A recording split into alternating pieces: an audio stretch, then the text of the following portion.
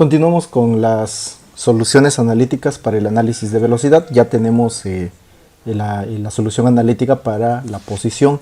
Ahora vamos a ver para la velocidad.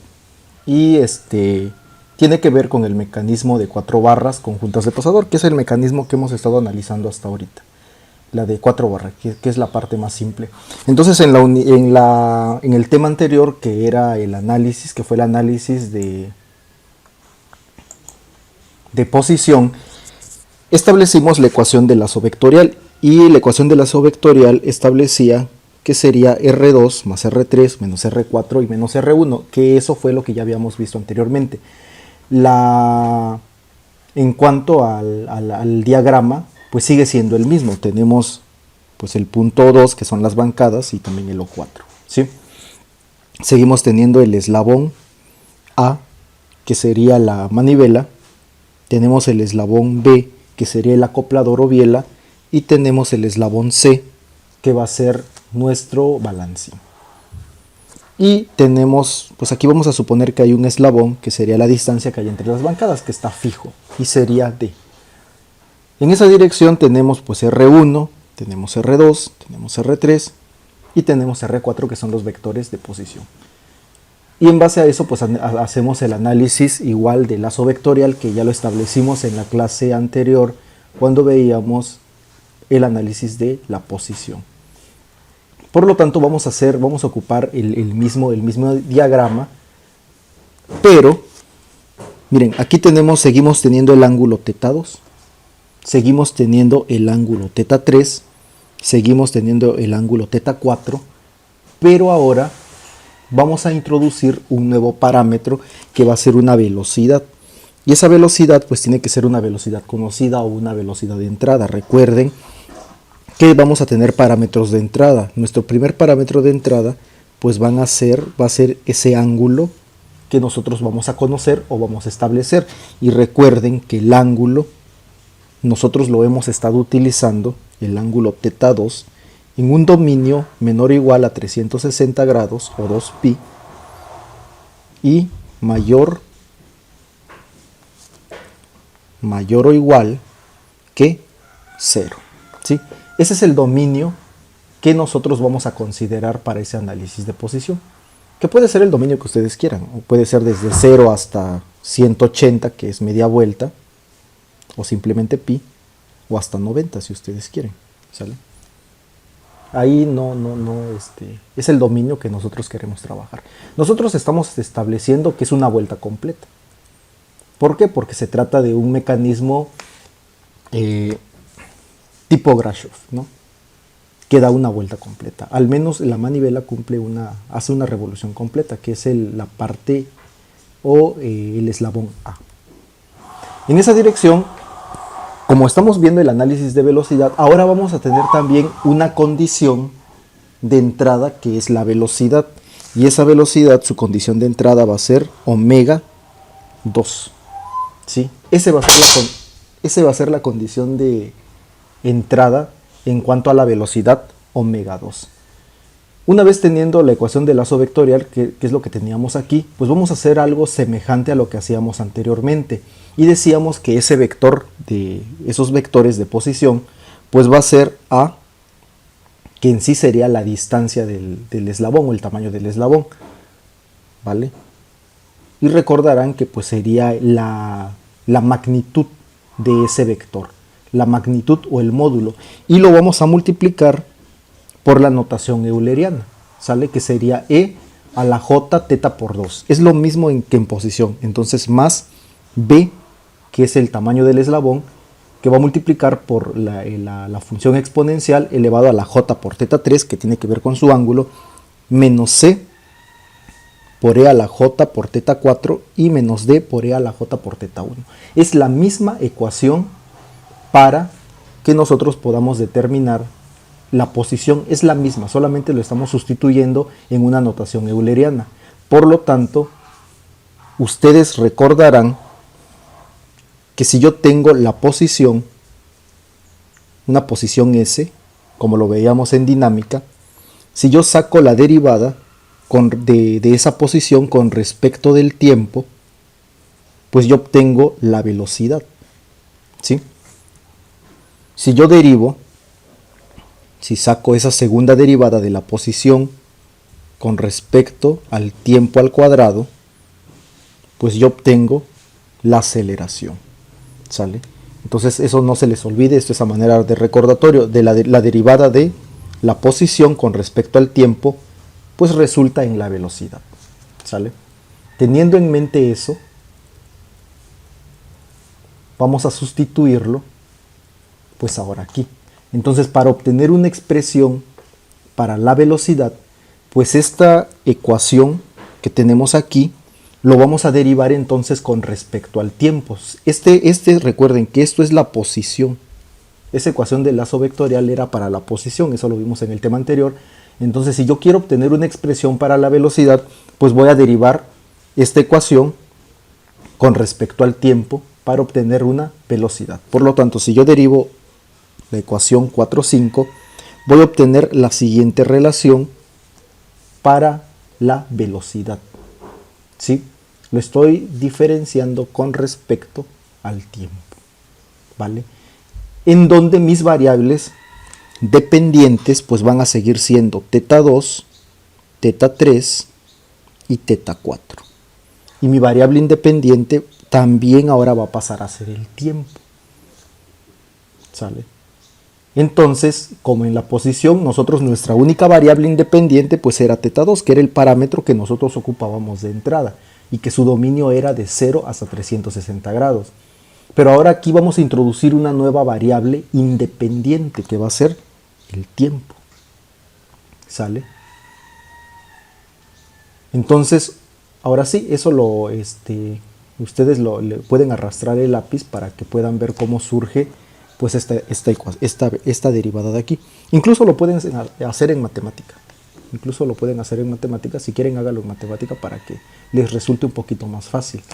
Entonces sería pues la derivada de esta ecuación con respecto al tiempo, pues yo voy a obtener esta nueva, ¿sí? Donde cada término, pues aquí va a ser la derivada de θ2 con respecto al tiempo. Aquí en este término sería la derivada de θ3 con respecto al tiempo, que es esto de aquí. Y aquí sería la derivada de θ4 con respecto al tiempo, que sería esta parte. Y luego sería la derivada de θ1 con respecto al tiempo. Pero θ1, fíjense, pues θ1 pues era esto de aquí, ¿no? Y valía 0, porque no se está moviendo. O sea, ese ángulo pues está inamovible, porque es la distancia entre bancadas y está fijo. Entonces, pues ahí sí, pues descartamos esta parte, ¿no? Aquí sería 0, ¿sale? Entonces, j por 0 sería 0, cualquier número elevado a la potencia 0, pues sería 1. Si nosotros derivamos con respecto al tiempo una constante, ¿sí? Pues quedaría 0, desaparece, ¿no? La derivada de una constante es 0, entonces por eso aquí ya no aparece θ1, y ya nada más nos queda este término de aquí, este término que sería el segundo y este término de θ4 que sería el tercero, y es lo que tenemos aquí, un término, dos términos y tres términos, ¿vale? Entonces, a ver, por aquí, esto sería la derivada, entonces, esto de aquí sería la derivada de este término, ¿vale? De esa ecuación. Por lo tanto, yo puedo agrupar lo siguiente, entonces habíamos dicho que la derivada de la posición con respecto al tiempo resulta en la velocidad, y recuerden que θ2 se trataban de posiciones, ¿sí? Era el análisis de posición, por lo tanto la derivada de θ2 con respecto del tiempo pues va a resultar en una velocidad, y yo le voy a llamar omega 2. La derivada con respecto al tiempo de θ3, que es mi posición, pues va a resultar en una velocidad, y yo le voy a llamar omega 3. Y la derivada de la posición 4 con respecto al tiempo va a resultar en omega 4. Por lo tanto, esta ecuación 614a, pues en lugar de poner la derivada de esa posición 2, 3 y 4, θ2, θ3 y θ4, pues yo lo voy a sustituir con las omegas. Entonces me va a quedar JA, ¿sí? por E, ¿sale? A la J por teta 2 elevado a la J por teta 2 y lo voy a multiplicar por omega 2, que es lo que tengo aquí. En lugar de poner esto de aquí, pues voy a poner omega 3 y me va a quedar JB por omega 3 por la exponencial elevado a la J por teta 3. Luego sigue menos, que sería este menos de aquí, ¿sí? Menos J por C en lugar de teta, la derivada de teta 4 con respecto al tiempo, pues voy a poner omega 4. Este de aquí. Y que va a multiplicar a la exponencial elevado a la J por teta 4. ¿Sale? Y ahí tenemos nuestra expresión para la velocidad. ¿Sí? Entonces recuerden, teta 1 se elimina porque pues su ángulo es constante. Está fijo, no se mueve. ¿Sale? Por lo tanto, pues esta ecuación, si ustedes se dan cuenta, pues es una velocidad relativa o una ecuación de diferencia de velocidad. ¿Cómo está funcionando esto? Miren. Pues este punto A, al final de cuentas, va a tener un vector de velocidad hacia acá. ¿Por qué? Porque la velocidad W2, fíjense hacia dónde está yendo, en sentido horario. Entonces, pues va a surgir o va a tener un vector que va a ser BA, que va a depender tanto del tiempo, que va a depender, esa velocidad va a depender primeramente de la posición teta 2, ¿sí? Y de esta velocidad de entrada. ¿Vale? Entonces ahí voy a obtener un vector de la velocidad que depende de la posición y depende también de esa velocidad de entrada, o sea, de la posición de teta 2. Entonces ahí surge un vector BA. Como B se mueve de manera relativa a A, o sea, si yo muevo A, pues también este punto o ese nodo en B, pues también se empieza a mover. Entonces ahí va a tener un vector, esa B va a tener un vector que se va a llamar V subíndice B. ¿Sí? Es un vector también. ¿Sale? Entonces si yo sumo, bueno, más bien si yo resto esos vectores, pues voy a obtener un vector resultante que va a ser una diferencia de velocidad. Es decir, si yo estoy posicionado en un punto A, ¿sí? Y yo me voy a desplazar a un punto B, ¿sí? Pues mi vector de desplazamiento sería este de aquí. ¿Sí? Ese sería el vector de desplazamiento. Entonces yo tengo mi origen posicionado por acá. Entonces recuerden, es lo que veíamos el tema anterior. Existe un vector que va desde el origen hasta B. Y existe otro vector que va desde el origen hasta A. La resta de esos dos vectores, que va de O a B y de O a A, que nosotros lo llamábamos R, sería RBO y este sería RAO. La resta de RBO menos RAO pues resulta en este desplazamiento, ¿no? En este desplazamiento, en este nuevo vector, que sería el vector RBA.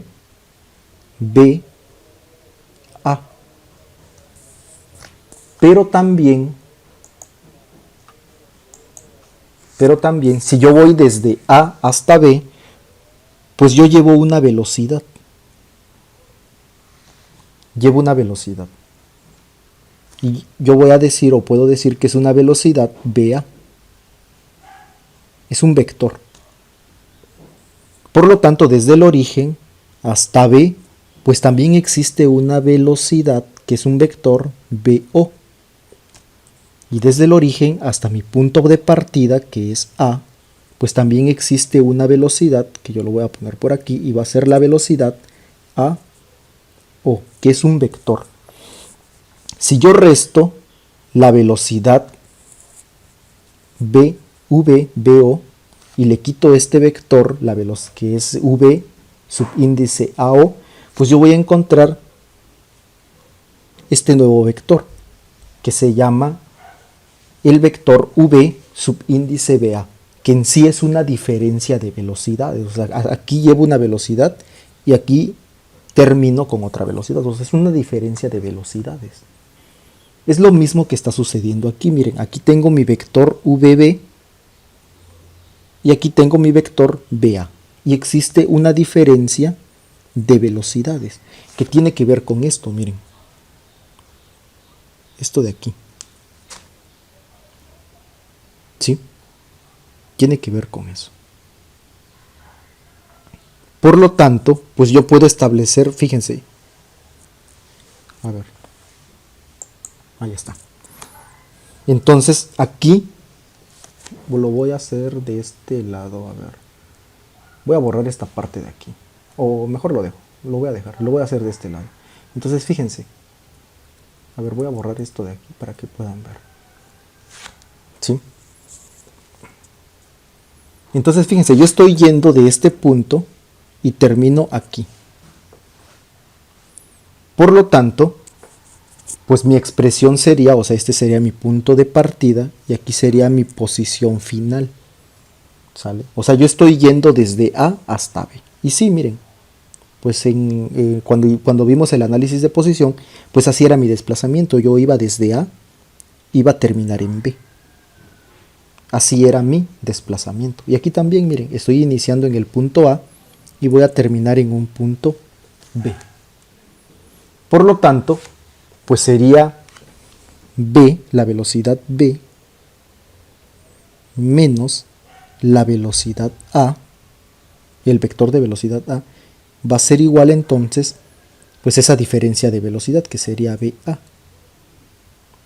¿Sí? Ahora, si yo todo esto lo quiero pasar del otro lado, todo este término lo voy a pasar del lado derecho, entonces me quedaría 0, lo voy a poner por acá, aunque se vea un poquito amontonado, sería 0, que va a ser igual, este que es negativo, pasa del otro lado como positivo, entonces sería BA, ¿sí? Este quedó aquí en el segundo, del lado derecho de la igualdad, pues quedaría con el mismo signo, sería más BA, y este vector pasa del lado derecho y pasa como negativo, menos el vector VB. Y esto de aquí, pues es lo mismo que tenemos aquí. Y fíjense, es lo mismo que tenemos aquí. Por lo tanto, BA es este término. VA, perdón, es este término. Y el vector V subíndice B es este otro término. Y está igualado con 0. Es lo mismo. ¿Sale? Por lo tanto, pues yo puedo hacer ahora sí, puedo agruparlo. No puedo decir que BA equivale a este primer término. B por BA, V por BA es este segundo término. Y este de aquí, pues es este término de aquí. Y ahí está. Aquí está ya agrupado. ¿Sí? Ahí está agrupado. Para que ustedes lo puedan visualizar un poco mejor. Entonces esa es la velocidad A, equivale a este término. La velocidad, el vector de velocidad VBA, subíndice BA, pues es este término de aquí, que es lo de arriba, solamente lo estamos agrupando. Y este vector B, la velocidad V subíndice B, pues es este otro término. ¿Sí? Por lo tanto, pues estas velocidades, las omegas, ¿sale? Estas son las velocidades relativas, acuérdense, son las velocidades relativas, ¿sale? Esta es la velocidad relativa. Entonces, pues aquí ya podemos ver que están en función de esa omega 2, que eran las velocidades que están surgiendo. Aquí tendríamos la velocidad omega 2 de entrada, ¿sí? Y esta velocidad de entrada induce a un omega 4 de aquí, en esta parte del eslabón. Y ese omega 2 también induce pues una velocidad aquí. ¿Sale? Ahí hicimos un mecanismo en SolidWorks. Fíjense, analícenlo, muévanlo, pues es como si le dieran una velocidad de entrada. Si ustedes mueven este eslabón, el eslabón A, pues va a surgir una velocidad aquí, omega 4, ¿no? y sería también habría una velocidad omega 3. Entonces eso practíquenlo en el SolidWorks, que ya lo tenemos hecho. A ver, voy a borrar tantito. Listo. Entonces aquí tenemos ya las velocidades relativas. Por lo tanto, omega 2 lo conocemos, que es el valor de entrada. Pero, a ver, voy a borrar aquí. Pero omega 3 no lo conocemos. ¿Por qué? Porque omega 3 depende de omega 2. Y luego omega 4 tampoco lo conocemos porque también depende de omega 2. Por lo tanto, omega 3 y omega 4 va a estar en función de todos estos términos, que son los tamaños de los eslabones, de teta 2, que es la entrada, de teta 3, que es la posición 3, que eso lo vamos a calcular con el análisis de posición, que ya habíamos visto en la clase pasada. Acuérdense que encontramos ecuaciones para determinar teta 3 y para determinar teta 4. Y miren, aquí lo vamos a volver a ocupar. O sea, la velocidad ya tiene inmerso las soluciones de teta 3 y teta 4. Y también omega 2, que omega 2 pues es mi parámetro de entrada. ¿Sí? Y omega 4 pues va a ser una función g que depende de todos los tamaños de los eslabones, de la posición 2, la posición en teta 3, la posición en teta 4 y omega 2, que es mi variable de entrada. Y vamos a usar entonces la misma estrategia que nosotros habíamos ocupado para la posición. Miren, aquí en la ecuación 614c, pues aquí tenemos la notación euleriana o la identidad de Euler, ¿no? Ahí lo tenemos. Entonces, pues no lo vamos a expresar así, ahora lo vamos a pasar y lo vamos a expresar en su forma cartesiana. Y su forma cartesiana, en lugar de poner pone e elevado a la j por teta, vamos a poner el coseno de teta más j por el seno de teta. ¿Sí?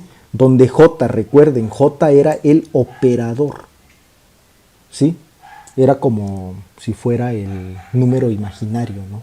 Cuando veíamos o cuando recordábamos acerca de las variables complejas o de los números complejos. Entonces j simplemente aquí es el operador. Por lo tanto, en todo donde aparezca la notación de Euler, vamos a poner entonces en su forma cartesiana, que es coseno de teta 2 más j por el seno de teta 2. ¿Sale? Es lo mismo.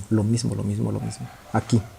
Vamos a reescribir esto de aquí y esto de aquí. Solamente vamos a cambiar esto. Bueno, ahí no. Sería todo esto.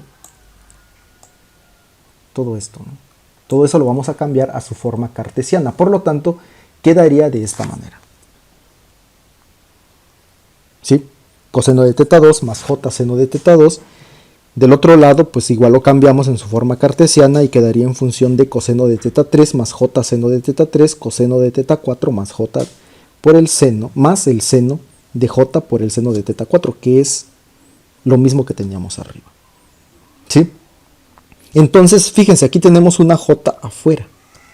Aquí también tenemos una j afuera. Eso surge cuando derivamos. Cuando se deriva, ustedes lo tienen que hacer el procedimiento de la derivada. Entonces ahí surge una j y aquí también afuera de ese paréntesis surge una j. Si nosotros esa j la operamos con el argumento del paréntesis, pues aquí en este primer término aparecería una j que es este. Aquí ya tenemos una j, lo multiplicamos por j y sería j cuadrado.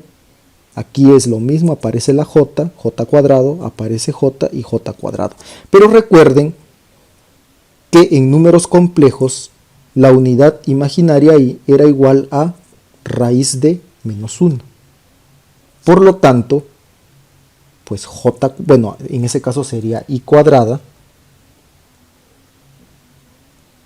pues es igual a la raíz de menos 1 elevado al cuadrado. Las raíces y la potencia cuadrática se van y me queda que i cuadrado va a ser igual a menos 1. Eso ya lo habíamos visto al principio de este tema. ¿Sí?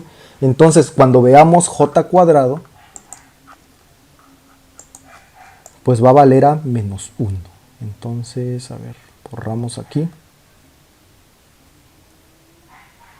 Borramos y seguimos. Entonces todo donde vean j cuadrado, pues va a ser igual a menos 1. Por lo tanto, fíjense, aquí este j cuadrado va a ser igual a menos 1. Por lo tanto, lo voy a poner aquí en rojito, lo voy a subrayar en rojo. Por lo tanto, fíjense, todos los que tengan términos cuadráticos, j cuadrada más bien, van a pasar a ser menos 1. Por lo tanto, van a pasar a ser los términos reales. Y fíjense, antes este coseno era el término real. Cuando veíamos posición era el término real y el seno era el término imaginario. Pero aquí ya se invirtió. Ahora el seno pasa a ser real. ¿Por qué? Porque j al cuadrado es menos 1. Y fíjense, aquí el coseno pasó a multiplicarse por j, entonces ahora el coseno pasó a ser término imaginario. Por lo tanto, pues ya nada más se sustituye. En donde aparezca j cuadrado le ponemos menos 1. Y entonces aquí sería menos 1 por el seno de teta 2, que es este, más j por el coseno de teta 2, que es esto de aquí. Lo mismo aquí sería menos 1 por el seno de teta 3, que resulta en menos seno de teta 3, más j por el coseno de teta 3. Negativo, signo negativo de este, menos c por omega 4, sería este primer término, que es pasó a ser parte real, que sería menos 1 por el seno de teta 4, que es esto, más j por el coseno de teta 4, que es esto de aquí. ¿Sí? Ahora sí, ya podemos separar esa ecuación vectorial pues en sus dos componentes. ¿Sí? Y haciendo la misma consideración, todos los términos que no tengan j pues son los términos reales o son los términos de la componente x. Y todos los términos que tengan la variable j, que es la parte imaginaria, pues van a ser la componente y. Entonces pues yo voy a agrupar de esta ecuación 6,17 y voy a determinar cuáles son reales y cuáles son imaginarios. Voy a borrarlo y con rojo voy a subrayar todas las partes reales. Entonces fíjense, la parte real es la componente x, ¿sí? Y es todo lo que no tenga j. Sería esto de aquí, a omega 2 por menos seno de teta 2, que es esto. Aquí ya no hay, me voy con el otro, sería más por menos, sería menos b por omega 3 por el seno de teta 3, que es esto. Aquí ya no hay nada, seguimos en el otro, menos por menos sería más c por omega 4 por el seno de teta 4, que es esto. Y eso lo voy a igualar con 0. Y por otro lado tenemos la parte imaginaria. La parte imaginaria pues sería a por omega 2 por el coseno de teta 2 por j, que es esto que tenemos aquí. Recuerden, aquí ya no le vamos a poner la j, ¿por qué? Porque ya estamos diciendo que es la parte imaginaria y j al final de cuentas pues solamente nos sirve como operador. Entonces ahí ya eliminamos la j, ¿sí? Por lo que eso ya lo habíamos comentado cuando veíamos el análisis de posición. Ya aquí estamos haciendo la separación en x y la componente en y, por eso ya j ya solamente nos sirve para determinar cuál es la parte en x y cuál es la componente en y. Entonces sería b omega 3 por j coseno de teta 3. Bueno, j ya lo omitimos y ponemos nada más eso. Y en la otra sería menos c por omega 4 por coseno de teta 4, menos c por omega 4 por el coseno de teta 4, y lo igualamos con 0. Ya separamos la componente en x y su componente en y. Y finalmente, pues de esta ecuación, podemos despejar entonces este omega 3. Y tendríamos o resultaría en esta nueva relación. Despejando. Recuerden que aquí tenemos un sistema de ecuaciones. Tenemos un sistema de ecuaciones en donde no conocemos este valor de omega 2, pues ese es el valor de entrada, teta 2 también es el valor de entrada, ya lo conocemos, pero no conocemos a omega 3. Tampoco conocemos a omega 4. Teta 3 se supone que ya lo calculamos en el análisis de posición y teta 4 también ya lo calculamos en el análisis de posición. Entonces nuestras únicas incógnitas serían omega 3 y omega 4. Por eso en la primera vamos a despejar omega 3 y en esta segunda vamos a despejar omega 4.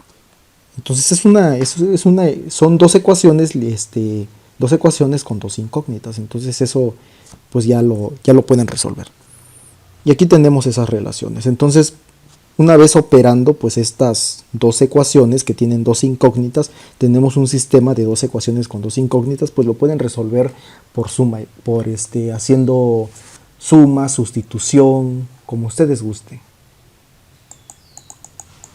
Entonces, resolviendo tanto omega 3 como omega 4, pues ya podemos tener las relaciones para las velocidades relativas, la velocidad A, la velocidad relativa V, BA, subíndice BA, y esa otra velocidad, que sería V, B.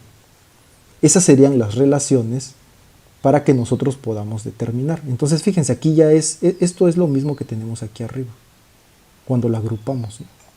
Es lo mismo, es lo mismo. Este es en su forma cartesiana. Y sería esto de aquí, ¿vale? Y aquí omega 2, pues ya lo conocemos, es un valor de entrada. Omega 3, pues lo podemos determinar así, con esa relación, y omega 4 ya lo vamos a determinar aquí. Y ya, podemos determinar pues todos estos valores. Pero para poder determinar entonces todas esas velocidades, pues previamente necesitamos conocer las posiciones o esos ángulos que eran teta 2, que era la entrada, teta 3, que lo calculamos, teta 4 también se calcula. ¿Vale? Pues aquí ya tenemos la relación para determinar teta 3, para determinar omega 3, omega 4, la introducimos en estos términos y obtenemos las respectivas velocidades relativas. Y para el caso de manivela corredera de 4 barras, pues es lo mismo que en análisis de posición. Aquí tenemos su ecuación de lazo vectorial, hacemos lo mismo, lo sustituimos, que recuerden que sería A por el número de Euler, o la identidad de Euler. Derivamos, vamos a derivar para obtener las velocidades. Una vez obtenidas esas velocidades, pues hacemos la misma sustitución, lo sustituimos en su forma trigonométrica, nos van a surgir otra vez las partes reales y las partes imaginarias que tienen que ver con la componente X y Y encontramos nuevas relaciones para omega 3 y procedemos a realizar lo mismo. Es lo mismo que en el análisis de posición. Entonces esto lo vamos a ver la siguiente clase con ejemplos, ya lo vamos a ver con ejemplos. Y para la parte de la aceleración se va a partir de lo mismo. Aquí tenemos la ecuación de lazo vectorial, pero entonces volvemos a lo mismo. Si ustedes, para que ustedes puedan, digamos que esto es la posición, ¿no? La posición es teta. Nosotros estamos considerando la posición como teta, que es el ángulo. Entonces, si yo derivo esta teta, que es la posición, le voy a poner aquí una P de posición. Si yo quiero encontrar la velocidad, pues sería la derivada de teta con respecto al tiempo. Al tiempo, ahí puse teta. A ver, tiempo. Y eso sería la velocidad. O una omega, ¿no? Es más, para que no lo confundan, es una omega. Porque la otra es la velocidad relativa. Si yo quiero sacar la aceleración, pues derivo dos veces. Con respecto al tiempo cuadrado. Y voy a obtener la aceleración. Entonces, para obtener la aceleración, pues partimos de la misma ecuación del lazo vectorial. Derivamos dos veces. Y en donde surjan estos parámetros, pues lo vamos a sustituir por una A, que es la aceleración. Y donde surjan este parámetro, que es la derivada, pues lo vamos a sustituir por omega. Y procedemos a hacer lo mismo que aquí, o lo mismo que hemos hecho anteriormente, para llegar a relaciones y obtener las aceleraciones. Es el mismo procedimiento. Entonces la siguiente clase, que es el martes, estudien bien esta parte. Aquí está en el blog de notas, está en el apunte. Estudienlo bien, échenle un vistazo. Y de tarea se les va a quedar que ustedes revisen la formulación para la aceleración, que tiene que ver con lo mismo. Entonces vayan igual al libro del Norton y en el índice busquen el tema de, tiene que aparecer como soluciones analíticas para la aceleración. Ustedes lo van a hacer para la aceleración. Denle una leída, denle una ojeada, que tiene que ver con todo esto. Esto es muy repetitivo, ya lo vimos en la posición. Aquí solamente la derivamos para obtener la velocidad. Y se hace el mismo procedimiento que se hizo en posición, en análisis de posición, y ya está.